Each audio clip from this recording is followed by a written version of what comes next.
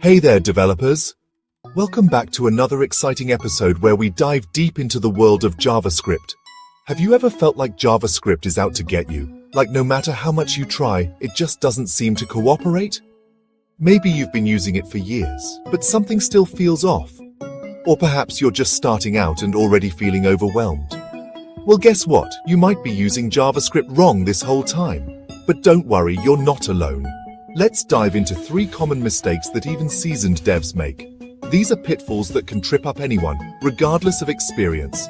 First up, the infamous == versus == comparison. This is a classic mistake that can lead to some very confusing bugs. Using == can lead to some wacky results because it does type coercion. This means it tries to convert the values to the same type before comparing them. That means 5 == 5 is true, but 5 == 5 is false.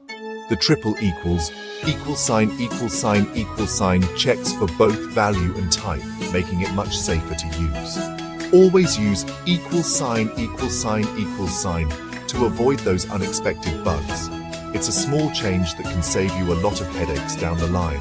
Next, let's talk about variable scope.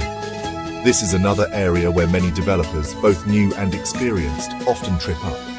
Are you still using var to declare variables? If so, it's time for an upgrade. It's time to upgrade to let and const. These keywords provide better scoping rules and help prevent common bugs. var is function scoped, which can lead to all sorts of trouble, especially in larger code bases.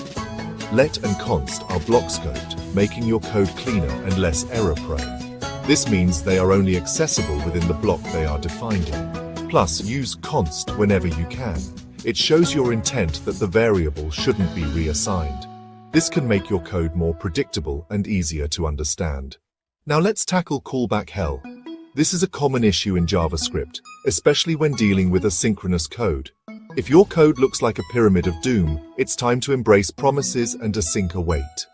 These tools can help you write cleaner, more readable asynchronous code. Promises allow you to chain asynchronous operations, making your code more readable and maintainable. No more deeply nested callbacks. But wait, it gets better. There's an even more elegant solution. Async await syntax makes your asynchronous code look synchronous, which is a game changer. No more nested callbacks. Alright, bonus tip time. Are you using ES6 modules? If not, you're missing out on a fantastic way to organize your code. With import and export statements, you can split your code into reusable and maintainable chunks. This makes your code base easier to navigate and understand. It's like giving your code some much-needed structure. Modules help you keep related code together and separate different concerns. So, there you have it. By avoiding these common mistakes, you'll write cleaner, more efficient, and more maintainable JavaScript. Remember, it's never too late to level up your skills. The JavaScript ecosystem is always evolving, and there's always something new to learn.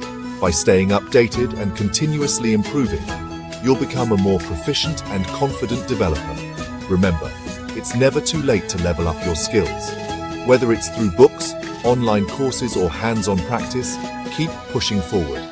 Hit that like button if you found this helpful, and don't forget to subscribe for more developer tips. Your support helps us create more content like this. Thanks for watching, and happy coding.